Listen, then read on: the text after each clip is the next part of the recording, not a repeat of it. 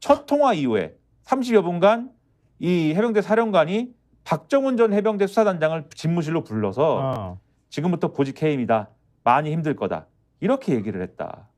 그리고 비슷한 시간대인 낮 12시 40분에서 50분 사이에 국가수사본부 이 경찰 국가수사본부의 과장이 사건을 넘겨받은 경북경찰청의 수사부장에게 전화를 걸어서 이첩했던 기록 회수하고 싶다. 이렇게 얘기를 했고 그리고 경북경찰청 수사부장에게 전화를 건 국수본 과장은 대통령실 공직기강 비서관실 행정관하고 통화를 한 다음에 경북청 수사부장에게 전화를 한 사실이 또 드러났고 그리고 낮 12시 51분에는 대통령실 국가안보실에 파견되어 있는 해병대 대령 아마 이게 김모 대령이겠죠. 김서령 그리고 이게 해병대 사령관이 비서실장하고 또 전화 통화를 했고 막 움직여요.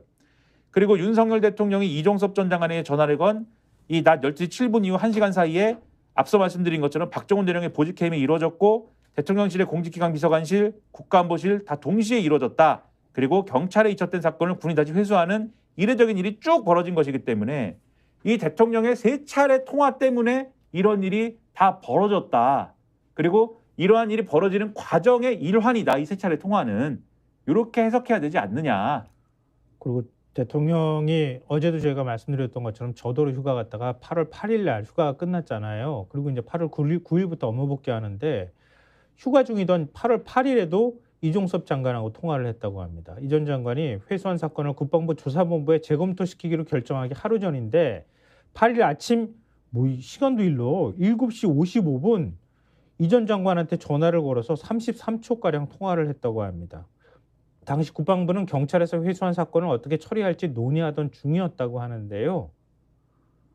그럼 뭐야? 지금 이걸 어떻게 봐야 돼? 경찰에서 국방부가 서류를 뺏어왔지 않습니까? 네. 서류를 뺏어왔죠. 그리고 이 서류를 뺏어와서 경찰에 이첩이 됐으면 이제부터 수사를 경찰이 해가지고 혐의를 누구한테 적용할지 등등을 정해야 될 텐데 그게 아니라 우리가 일단 뺏어와서 자 우리가 다시 검토한다. 누구한테 혐의를 어떻게 적용할지. 국방부 조사본부에 맡겨. 그렇죠. 요 국면인데 근데 여기 보면은 국방부 조사본부는 이거를 부담스러워했대요. 맞아요. 해병대 수사단과 조사본부가 다 군에서는 경찰에 해당하는 기관인데 같은 역할을 하는 기관에서 사건을 재검토하는 거는 문제가 있다는 취지다. 그래서 부정적이었는데 그래서 거기에 대해서 이종섭 전 장관이 직접 이 국방부 조사본부장 직무대리 등을 불러서 재검토를 해라라고 지시를 했고 그에 따라서 이 조사본부가 이 재검토를 맡게 됐고 그러면서 애초에 해병대 수사단이 혐의 적시됐던 8명 중에 하급자 2명은 제외를 했지만 임 전 사단장 등 4명은 범죄 혐의를 적시하지 않은 채 대대장 2명에게만 혐의를 적시하는 것으로 결론을 냈다. 이렇게 되는 거지 않습니까? 그러면 국방부 조사본부가 부담스러워했던 이 재검토 국면에 이종섭 전 장관은 그것을 왜 하도록 푸시를 했으며 그 푸시를 하게 된 배경에 윤석열 대통령의 전화, 휴가를 가서까지 아침에 33초간 통화한 어떤 이런 내용은 어떤 역할을 했느냐.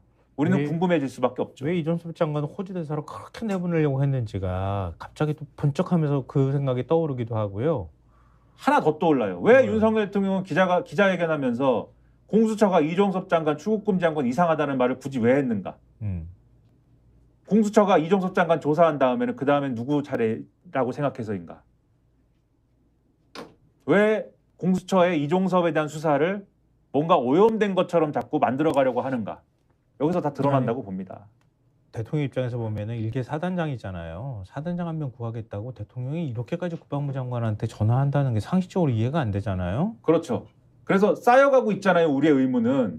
그러면 왜 그랬을까? 어제도 뭐 로비설도 있고 여러 가지 있다고 말씀드렸는데 상식적으로 이해가 안 되잖아. 그렇죠. 규명해야 될 게 한두 개가 아니기 때문에 끝날 때까지 끝난 게 아니다. 경향신문 4면 보여주십시오.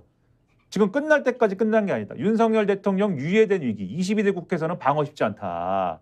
우리가 다 이렇게 생각하는 거예요. 지금. 구체적으로 말씀 안 드려도 내용 아실 것 같고 제목만 봐도 아시죠 뭐. 네. 아니 근데 지금 김건희 여사 문제는 권익위는 왜 지금 그래서 22대 국회 가면 최상병 문제뿐만이 아니라 김건희 여사 문제도 사실은 부담이 되기 시작할 건데 말씀하신 대로 한겨레 이면 보여주세요. 한겨레 이면 보시면은 이것도 생각해봐야 될 지점이 많다. 말씀하신 대로 권익위 이 내용은 뭡니까? 김건희 여사에 대해서 권익위가 조사를 결론 안 내리고 질질질질 끌고 있잖아. 김건희 조사도 안 하고. 108일째 조사, 김혜경, 남영진은 한 달 만에 이첩 이렇게 돼 있는데 지금까지 권익위가 조사를 한 걸 보니까 권익위 규정을 지금 권익위는 법정 시한이 조사의 법정 시한이 90일인데 네. 김건희 여사 명품 가방 수수 의혹 조사는 108일째 사건을 붙들고만 있는데 이렇게 법정 시한을 넘긴 사례는 지금 지난해 권익위에 접수된 부패 신고 중에 전체 1%에 불과하다. 1%에 불과한데 그것도 보면 1%에 불과한 이 법정 시한 넘긴 사례는 대부분 김건희 여사 문제, 류일인 방송통신심의위원장 문제, 그 셀프 그 고발했다고 하는 거, 여권에서 추천한 선거방송심의위원 등 여권 인사를 대상으로 한 심의는 법정 시한 90일을 넘기거나 예외적으로 신고 처리가 연장이 됐다고 하고 이재명 대표 부인 김혜경 씨 이 사건 처리 34일 걸렸거든요. 그렇죠. 이거는 바로 그냥 규정에 맞춰서 해버렸고. 권태선 방송문화진흥회 이사장 전임정부에서 임명했잖아요. 41일. 이것도 그렇죠. 해임 공고 나왔던 거고 남영진 전 KBS 이사장 이 경우에는 28일밖에 안 걸렸어요. 바로 그냥 규정 뭐 채우지도 않고 그냥 바로 다 처리했는데 이 정권에 불리한 거는 질질 끌면서 결론도 안 내리는 권익위. 이런 거 다 어떻게 봐야 됩니까? 이런 거 다 누가 그러면 이런 거 바로잡고 누가 이 배경에 뭐가 있는지 누가 수사를 합니까? 이거 의문이죠. 앞으로 어떻게 되나 봐야 될 것이고 네. 결론적으로 이렇게 계속 가면은 누구한테 유리하고 누구한테 불리할 거예요. 한겨레 27면의 칼럼을 한번 볼까요? 제목 보수신문의 헤어질 결심 윤석열의 조바심 이렇게 되어 있는데 네. 뭐 칼럼 내용까지 소개하기에는 시간이 없으니까 칼럼 내용 우리가 그동안에 계속 소개해드렸던 내용이에요. 그렇죠. 보수신문이 계속 윤석열 대통령 비판하기 시작했다고 하는 내용들. 그렇죠. 예. 그러면서 이 전임 박근혜 정권 시절에 조선일보 어떻게 했느냐. 우병우 수석 내리라고 주장하면 뭐 가장 그렇게 제스처를 취하면서 박근혜 대통령을 손절하잖아요. 그렇죠. 예. 그렇게 될 수 있다라는 어떤 내용들 그러면서 뭐라고 했느냐. 그런 준비가 보수 언론 돼 있지만 윤 대통령의 임기가 3년이나 남은 게 이들을 망설이게 하는데 예. 대안 없이 헤어지는 거는 민주당 정권을 돕는 일이기 때문이다. 예. 그래서 본격적인 손절은 아마도 이명박 정권의 박근혜처럼 대항마가 부각될 때일 것이다. 보수 매체는 그게 한동훈이든 나경원이든 띄울 것이다. 그 전에 윤 대통령이 확 변하지 않는다면 한신문의 칼럼 문구처럼 그는 안전벨트를 단단히 매야 할 것이다. 조선일보. 22대 국회. 조선일보. 네. 양상원 주필 칼럼이죠, 그게. 네. 22대 국회에서 윤석열 대통령 안전벨트 단단히 매야 된다. 이게 오늘의 결론입니다. 그래서 조만간 버려질 거야.